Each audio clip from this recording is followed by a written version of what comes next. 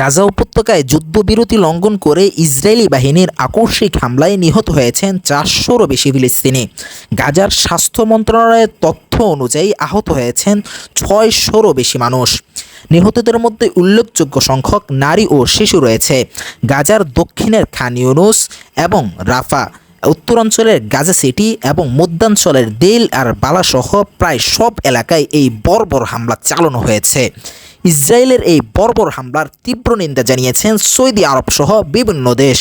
Saudi পররাষ্ট্র মন্ত্রণালয়ের এক বিবৃতিতে নিরস্ত্র বেসামরিক নাগরিকদের উপর সরাসরি বোমা হামলার তীব্র নিন্দা জানিয়েছেন। জর্ডান এই হামলাকে বর্বর হামলা বলে অভিহিত করেছে। আগ্রাসন বন্ধের প্রয়োজনীয়তার উপর জোর দাবি জানিয়েছে। ইসরায়েলের এই হামলা তাদের বর্বর ইতিহাসের আরেকটি অধ্যায়।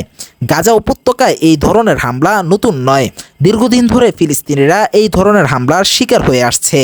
বিশ্ববাসী এই হামলার বিরুদ্ধে রাস্তায় নেমে প্রতিবাদ জানাচ্ছে। তাদের কণ্ঠে একই সুর, ইসরায়েলের এই বর্বরতা বন্ধ হোক। গাজার সাধারণ মানুষ আজ ভয়াবহ পরিস্থিতির মধ্যে দিন কাটাচ্ছে। তাদের চোখে মুখে আতঙ্ক, হৃদয়ে বেদনা। তারা প্রশ্ন করছে, কবে শেষ হবে এই নির্যাতন, কবে ফিরবে আবারও শান্তি। বিশ্ববাসীর উচিত এই পরিস্থিতিতে ফিলিস্তিনিদের পাশে দাঁড়ানো এবং ইসরায়েলের এই আগ্রাসনের বিরুদ্ধে সোচ্চার হওয়া। শান্তি প্রতিষ্ঠার জন্য সকলকে একযোগে কাজ করতে হবে। বাংলাদেশ, নোয়াখালী থেকে সফওয়ান মোহাম্মদ।